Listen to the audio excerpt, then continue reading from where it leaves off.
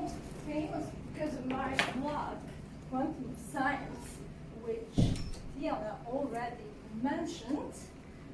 And that's actually how I entered in the scene of science communication.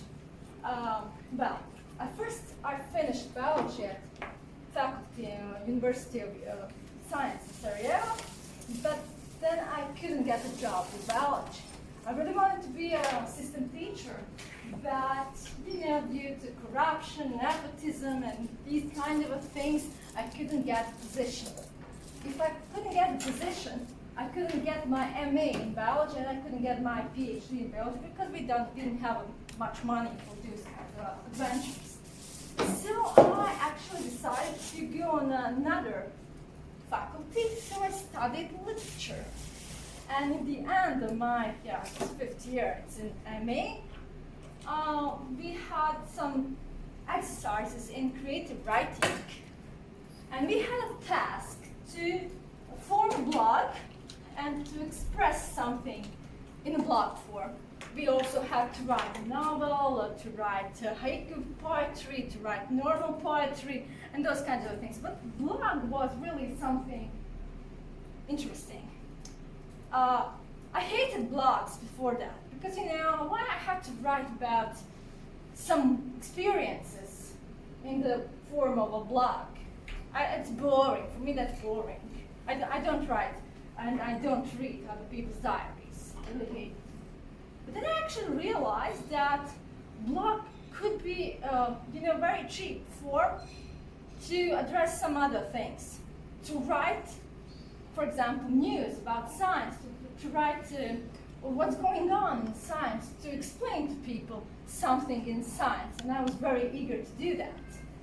So I started my own blog, and the first idea that I had in my mind was the name, and the first name that appeared was Quantum Science. Why quantum? I think that most of you are physicists here, so quantum is really tiny pack of something. It is a tiny pack of science. So before that, I actually wrote for Al Jazeera Balkans, but you, as a blogger, you can't get much job there. You can write only one article per month. For me, that's not enough. But now this was something that triggered all this story about science communication in Bosnia and Herzegovina. So finally, today, I work as science journalist for Voice of America Bosnian service. So that's really, as a science writer, I really got a fellowship, a Eureka Alert fellowship, which is a fellowship that American Association for Advancement in Science, AAAS, gives to science journalists. So this year I went to Seattle before this pandemic kind of outbreak stories. I really managed to go to USA. Okay, but the main story here we have is story about science communication. So I have something for you. I have like 1 hour to do with you about that, and I promise you it won't be a boring hour. When I try to get money for something that I'm trying to do, okay, I get my salary in Voice of America, but I really want more money. I write projects with UNICEF, for UNESCO, for those kinds of embassies, and one of those projects with UNESCO was really about how to communicate science with kids, with teenagers and with kids. And I usually used one special topic for them. That's science in movies about superheroes, Marvel superheroes. So, does anyone here like Marvel movies? How many of you? First question I have for you, which is your favorite Marvel superhero? Thor, yeah, you might not. Yeah. Anyone else, any other thoughts? Iron Man. Yeah, he's a very charming one. So let's see, in this particular presentation, we'll see how to communicate science with something that is very familiar to people. Most of the examples are from physics. So I won't really explain physics to you, but I'll explain to you how to use something that people are familiar with to say some of your ideas, something that you know. But on those examples we have from biology, then I will really explain to you. So let's try to see how it works. I'm terribly sorry this presentation, which is original for UNESCO and kids in the primary and high schools, is in Bosnian-Serbian Croatian, but of course I will speak in English. It only contains usually caters from the films, so it really doesn't matter. So, I think it was the last picture. In every science fiction movie, book, novel, whatever you try to get, you have a concept of some strange planet which is not Earth, but which assembles Earth. In Star Trek, in Star Wars, whatever you choose, you will find some planet with usually aliens on it. This is a really new concept. The concept is old, but the discovery is new, maybe 20, I think 20, we have 20 years experience with real exoplanets. Exoplanets, I think that you know more about exoplanets than I do.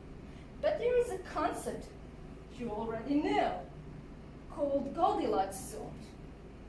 You've heard of it. I don't know how we translate it in our regional languages, but I usually call it Goldilocks zone or Zlatokosina zone. So, to explain it, what Goldilocks zone means, first I showed people this picture. What you need when you try to find habitable zone where there is a planet, which could be habitable, we try to find a planet that is not in the belt, that's too cold or too hot, which triggers another ideas, because scientists are bored of being boring. They're trying to find new concepts how to communicate it. So they call it Goldilocks zone due to a whole story about Goldilocks and three bears. To explain it to them, I made it, because I'm not only a science writer, science blogger, I'm also creator of short videos. I use this. Let's try to find how it looks like.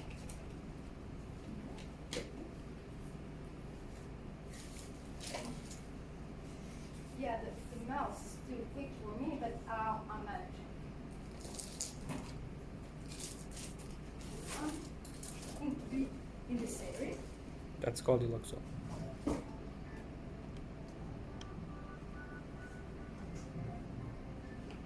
It's always good to have this up-moving music in your videos. It's only 1 minute long.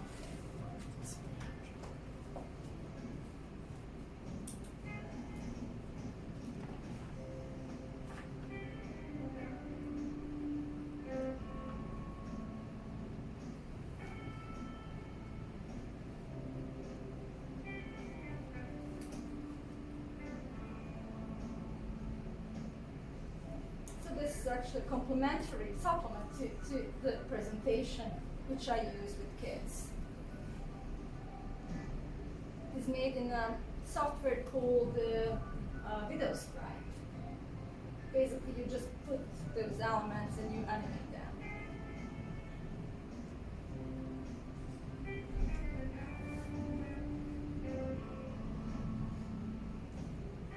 Yeah, you know that story.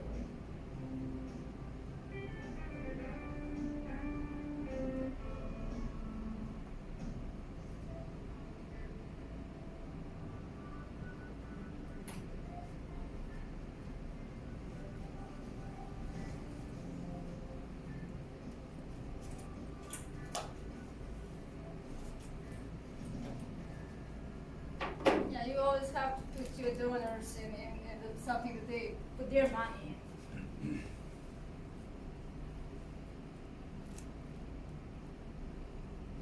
in. So let's another concept. Yeah, Tor.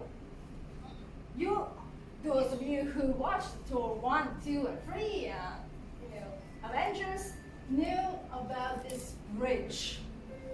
How it's called? Decisamente exoplaneta But the concept is very, very coming from physics. And it is this concept of a wormhole. So the next step when I'm explaining to kids is to explain what a wormhole is. I won't explain it to you. It really is no need. But the whole, thing, that there is something called Einstein's Rosen kind of a bridge. And that's the exact metaphor of that bridge is the bridge in Tor. It really keeps people engaged. Once in Jelena, I had kids. Usually I count on the people who are in high schools. But in Jelena, I got, kids like 5th or 6th grade. I had to explain them all these concepts. So I switched to wormholes, bridge, Tor, and artificial intelligence programs a little bit later. So you can really use some pictures. And I have to mention one thing, that first 2 movies of Tor were a collaboration of movie makers and physicist Sean Carroll, who is really a huge name, and he really helped them how to, write scenario, how to explain what Tor hammer is, a concept of wormhole. He was really engaged in this kind of thing. And those of you who like Breaking Bad, which I don't use in teaching classrooms for obvious reasons, real chemists helped to create that TV show. Ant-Man, no one likes Ant-Man. I never met a person who likes movies about Ant-Man, but I like him. He's not like Thor, he's not like Iron Man, but I like movies. And in one point of the film, he gets so small that he gets into quantum realm. That's the point where you can actually explain to people what quantum realm is, and the rules which we apply to this world, the rules of mechanics, common physics law, doesn't apply to quantum realm. And that's important for people to actually understand. Because sometimes people just tell you, there is I heard of quantum entanglement. And then they tell you that quantum entanglement could be a proof that telepathy is possible. No. Quantum rules are for quantum world. It doesn't apply to our world. That's the story you want them to learn. Concept that you want them to learn, not to really mingle these 2 worlds. Yeah, the holy superstar of physics world. I've been to CERN, but it's you always can talk about solenoid in words of art. It really resembles those rosettes on Gothic churches. And that's the point where you can start talking about CERN and what they are doing. I have also a video about CERN, really for kids. And it really mentions all the 6 flavors of quark and a standard model, but it's in a way that even kid or nanny, granny, 60 years old could understand. Just the basic concepts. Just for them to remember the names. There is something like Higgs Boson. Speaking about Higgs Boson, I think right now that this term is something that really is general knowledge for all of us. Every person who finished, high school should know that there is something called Higgs Boson, and that's our task. Teach them what Higgs Boson is. They don't learn it fully. I think that in some high schools they learn about it, but you really it's a common topic during coffee to talk about Higgs Boson. Recently, I think that CERN had announcement that they really detected decay of Higgs boson to muons. So that's huge, but no one actually understands why that is so huge, except physicists. Yeah, I saw that many models and jars inspired with this famous picture. Yeah, I won't talk about standard model, but there's also a point where to use Marvel movies to talk about artificial intelligence and how it can be used in a really bad kind of things, and how it can be used in really philanthropy and good things. And metaphor for that are those two guys. I really strongly would recommend those of you who didn't watch this one, it's Avengers, I think, to Age of Ultron. yeah, Age of Ultron, to watch. It's a really good movie. I know it's full of facts, it's not like art, it's not like Tarkovsky, but it's a really good movie. Yeah, now we come to my zone, biology. So how many of you remember from high school what mutation is? Who would be so kind to tell his or her concept of mutation, how you remember it from high school? Please stand up, please stand up. No one, okay. Mutations are change in the genetic material that leads to a new variant, new trait. Sometimes can be good, and in these X-Men movies it's really, superpower, but sometimes can really be bad, and we know all those diseases which are actually mutations. So when you have to talk about, things like Down syndrome, about many other kind of conditions, and like autism spectrum disorder, or even worse kind of things, you really have to explain concept of mutation, and to explain that person is not guilty for his or her mutation. Because the concept, if you are, source of your mutation, is actually a source for discrimination, and it is not. So to prevent discrimination towards those groups, we have to really explain concept of mutation.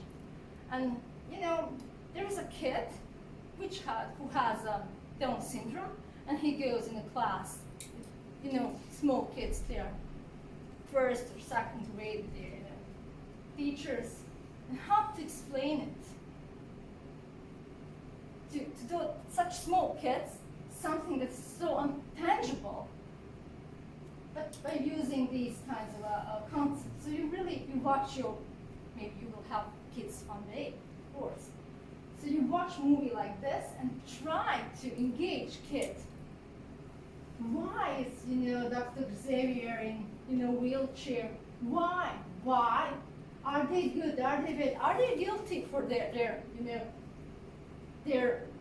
some of their kind of what they do, how they look like, and to explain to kids that they are not guilty for that. So their classroom mate who has Down syndrome, you can't discriminate. You can't mock him or her. If you do that, that's really bad thing. So you really have to come with those kinds of trying to explain that. Yeah. I think that this movie was really good, but something lurked from the surface, and no one actually was able to see this detail. Do you know what these lines are?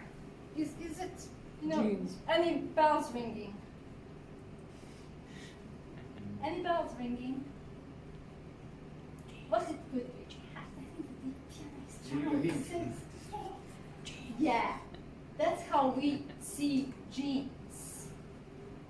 It's called DNA fingerprinting, like we have those fingerprints here. Metaphor for a variation in genome is DNA fingerprinting. biologist called Carrie Mullis, he's a Nobel Prize winner, came up to a way how to, extract DNA and make it look like something that you can compare. So you have this. You actually get this. You have small segments of DNA going through a gel, and it really depends on their speed, how they move. You get these kinds of pictures. Nowadays, scientists don't do it like this, but it looks so good. You could put like a painting, later on. So let's say, this is how we actually try to find who did bad things. So we found on the crime scene this sample. And we have three suspects. So I think that you can pretty clearly see who did the crime committed. Yeah. Let's try to make it a little bit harder. So we get our genes from our parents, and they are mixed up. So let's see if some woman gets a kid, and someone is that able to refuse to take care about that kid and her, how to find and to prove that he's a father. So yeah, you get it. We have mother's fingerprints, DNA fingerprints, kids, and we have two usual suspects. Who is the father? Who is the father?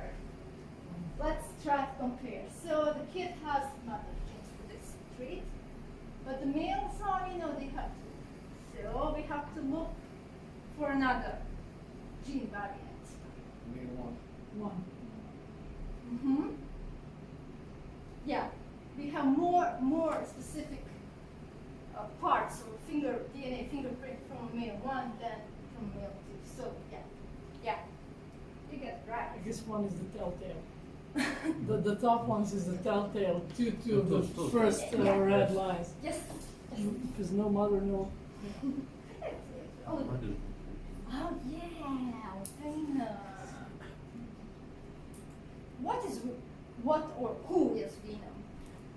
Do you remember how he or she, whatever it is, calls itself?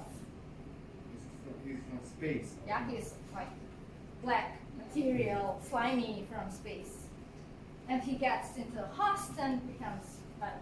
But he's like endosymbiont. You learn about symbiosis in primary and high schools. I'm pretty sure that you remember that lesson.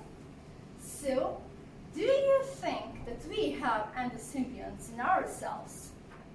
Yes. Which one? Which is that? In the digestive system. Yeah, but you like biology, definitely. Yes. Yeah, our gut bacteria, which help us to get some vitamins, which are pretty good bacteria, they're not bad. We have them on our skin, and it can be really good, bad thing, to get rid of all of them.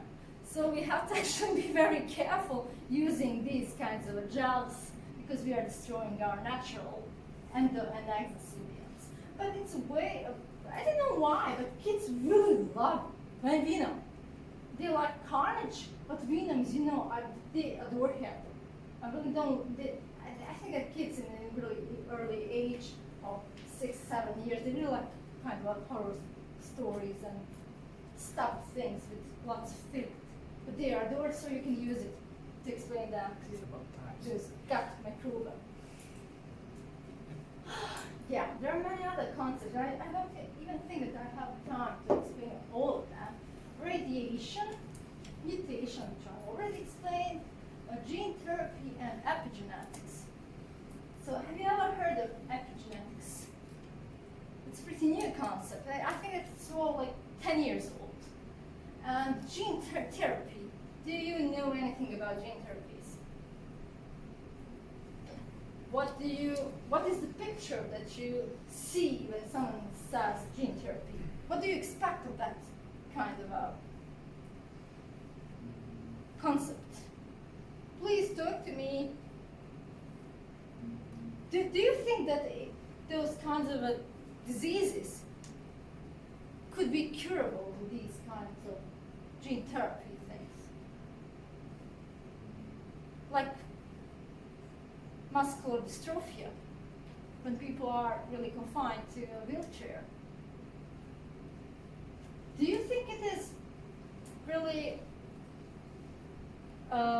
ethically good to try to prove these concepts, especially gene therapy, on living people? We can make experiments on rats and frogs and zebrafishes and macaque rhesus, but can we do it on human cell lines or on kids?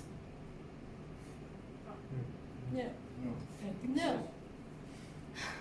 Till one point we could do it, but till like 14 days of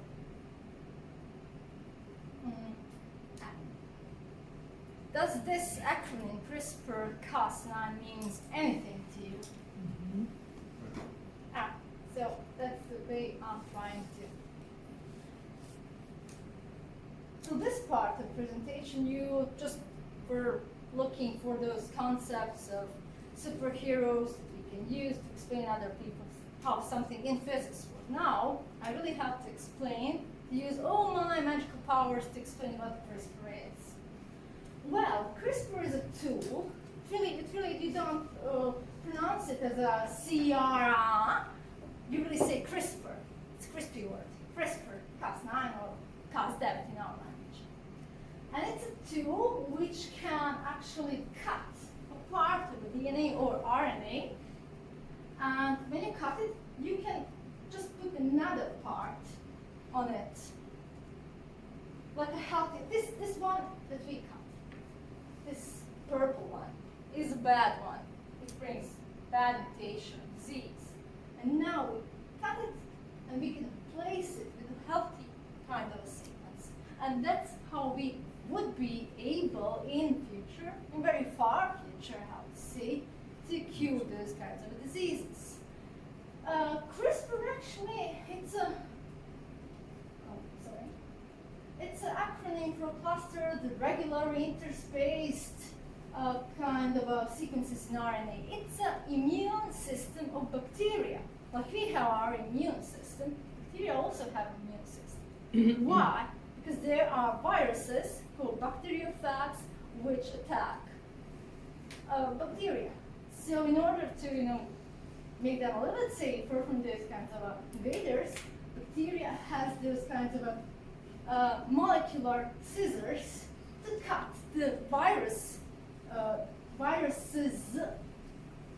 DNA or RNA. You know that virus can only have an RNA or a DNA, so it really goes, it chases or RNA or DNA and replaces with a healthy sequence. Cas9, it's Cas9, I think there are Cas16, Cas21, there are many Cas. It's an enzyme which really helps, it cuts the part of a DNA or RNA. That's the tool. And CRISPR is a sequence of RNA which leads enzyme to the specific site. So it's really a molecular kind of operation. It's already proved that it works. We can use it in many ways, but we can't use it. Right now we can't use it on kids, on people, because of those ethical considerations. And actually it was used on people. Last year, Chinese scientists made up 2 babies, creating a mutation which will help them to be immune on a HIV virus. It was a huge scandal in the whole academic circles worldwide, not only in China. So it's really tricky. He wasn't allowed to do that, and till now we don't have laws to allow these kinds of molecular operations. And another concept is epigenetics. Does anyone of you knows what epi in Greek means? It's something that is on the surface, epi. Epithelial stuff. Epithel, exactly. And we have genetics. So what exactly then epigenetic is? you know, it's really hard concept and at the same time it's very easy. For me, it's easy. But let's see how you can understand. This is the purple line. Here is our DNA, or DNA or some animal or plant or mushroom or whatever. But you remember, I think that you remember from your high school that it's DNA in chromosomes is entangled with the proteins called histons. You know, it's how actually chromosomes are made in those structures looking like X. And X picture of chromosome, you really remember it from, I know. And when the DNA is very, you know, tightly packed, those histones, those proteins are, you know, they're also tightly packed. So you can see actually DNA here if you look at it under the microscope. That's how chromosomes are made in those structures. But if it's not tightly packed, you have just those lines of DNA. You can't see DNA under microscope. You remember from that there are special moments in cell division that you can really see chromosomes. It's like metaphysics. In those moments, DNA is packed like this. And you can't, since it's packed like this, you can't really read the information in it. You know that DNA really, there is the RNA, which is transcript of DNA. In this moment, you use laser, but I'm really used to using my hands. In these moments, there is no transcription of RNA as a vector for DNA to make proteins. It's only DNA, and the cells are divided, and you can't read it. You know, first thing that you have to do with your book in order to read it is to open it. And now this book is closed. This is open book. This is closed book. So we can read DNA if it's like opened, and we can't read it if it's tightly packed. So epigenetics is a really new biology kind of let's say, it's not even genetics, but it's close to it, which actually looks for those kinds of molecules that help that DNA could be packed more tightly or be loose. It's really about chemistry. Some molecules, like free radicals, metal groups, can really attach to those histones, proteins, and they pack. Then DNA is packed. And if we knew which free radical, which metal group, how it really, what it does on a specific part of DNA, we can predict if there is some gene for some trait. We can have it, but if it's not expressed, if it's not opened, it doesn't produce protein. And the most, when we all think about gene, the gene is the gene is just information for that, how to make these proteins.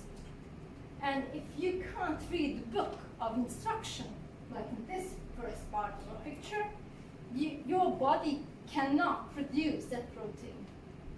So it's a new science that really looks, if you can have one gene, but if it's not expressed, it's like you don't have it. Is it a little bit clearer now? I hope so. Because it's really more. There's more about that than it's here. But the concept is it the book open or is it closed? Oh, yeah, I think that this is the last one. What is this? We try to focus on symbols here. Can you recall? Periodic table. Yeah, periodic table. And what Tony Stark is doing in this scene, he's making a new element of periodic table. So are there any elements which are not found in nature? Well, this you know better than I do. lots of them are made in experiments. They have really short lives, but we can make new elements. And it's really what we see in this, I think it's Ironman, yeah, it's Ironman 2. How to make something that you learn in your primary school that you can't make any element. The first thing that your professor, teacher, or chemistry says you can't destroy or create matter. You can by rearranging the atoms.